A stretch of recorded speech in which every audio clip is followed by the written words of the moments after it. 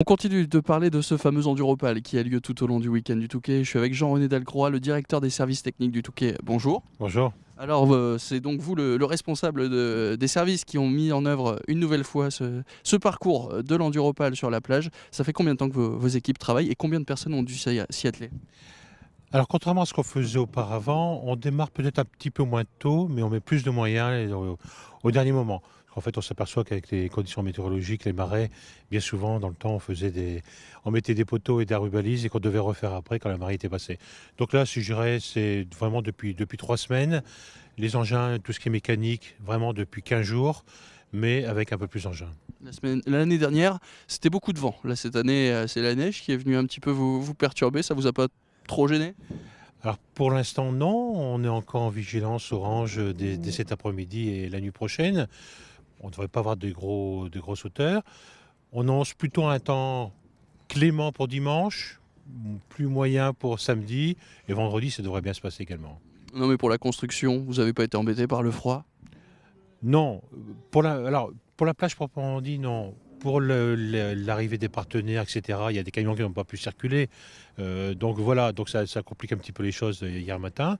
Mais bon, globalement, pour le sable, non, on est quand même sur un milieu où est-ce qu'on peut, où le peu de neige ou le peu de gel, ça prend pas beaucoup parce que c'est très salé. Et deux, donc ça ne perturbe pas les engins pour ça, non. D'ailleurs, on avait vu donc l'année dernière, hein, pour en venir, donc beaucoup de vent. Là, cette année, il fait très froid.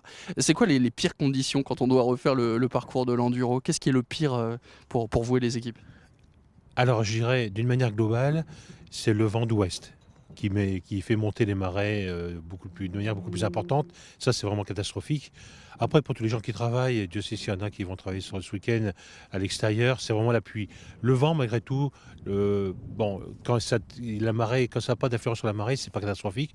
Le froid non plus. Le froid, on est bien équipé. Je pense que c'est la pluie qui est vraiment la plus embêtante pour ceux qui restent longtemps dehors. Alors là, on va parler donc du parcours à proprement parler. Est-ce que vous nous avez réservé des surprises cette année sur le tracé? Oui, donc ça, en collaboration avec David Auquier qui gère ce côté sportif, bien évidemment, on souhaite maintenir l'attractivité, vraiment l'attrait de ce parcours, certes qui ne passe plus dans les dunes, mais qui est formé artificiellement sur la plage.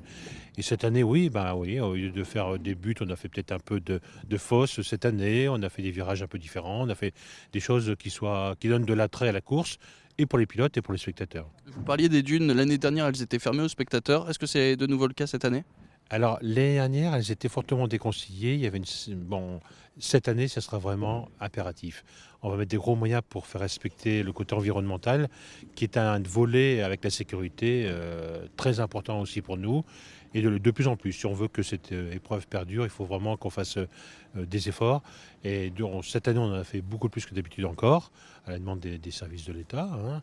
Et on va se charger de faire vraiment respecter ces interdictions dans les dunes. Et C'est quoi? on compte vraiment sur le public pour le respecter. C'est le public qui n'était pas assez respectueux, qui crée des problèmes environnementaux là-dedans? Je dirais, c'est toujours pareil. Bon, le public, lui, ce qu'il souhaite, c'est d'avoir une meilleure visibilité sur la course. C'est vrai que quand on se met un peu en hauteur, on a tendance à dire, forcément, on voit mieux. Mais c'est vrai que bon, on perturbe un peu le milieu et il faut pas, voilà, il faut éviter. Mais c'est vrai que c'était un très bon spot, hein, pour voir la course. C'était un des spots privilégiés. Vous qui connaissez maintenant très bien ce fameux front de mer du Touquet, vous nous conseilleriez de nous mettre où pour bien assister à la course? Je dirais, traditionnellement, ce qui est les tribunes naturelles, c'est les digues. Mm. Les digues, elles sont en hauteur par rapport au circuit. Elles sont faciles d'accès. On n'a pas à marcher dans le sable, etc.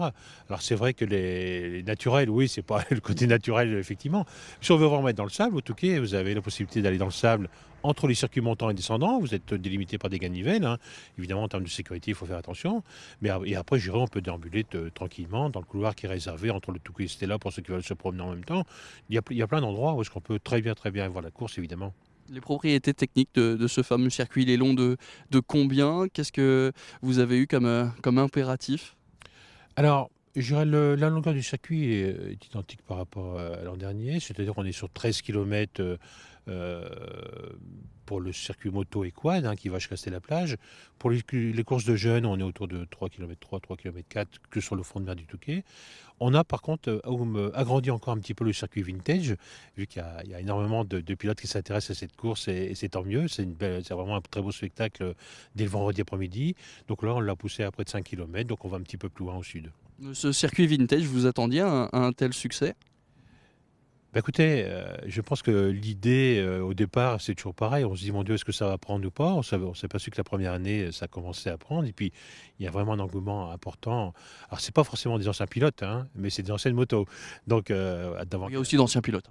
et aussi d'anciens pilotes qui veulent encore se faire plaisir, qui se disent: «Ma foi, 3 heures, ça fait long et c'est dur pour les articulations et autres et 2 fois une demi heure, c'est jouable», mais c'est une ambiance différente, quoi. Les gens viennent pour se faire plaisir. Il y a pas de il y a le côté classement est un peu secondaire, contrairement à la course principale, évidemment. Et puis on va terminer avec, votre pronostic peut-être pour ce week-end. L'année dernière, il manquait pas mal d'absents. Est-ce que cette année, le retour d'Adrien Van Beveren pourrait, de nouveau bousculer la hiérarchie qu'on avait assistée, l'année passée? Alors là, je dirais, je ne peux pas parler en tant que directeur des services techniques, mais en tant que moteur et passionné de moto, je pense qu'effectivement, ils sont 4-5. Bon, il y a les Watson, les De Vries, tout ça qui sont, Milko évidemment qui va défendre.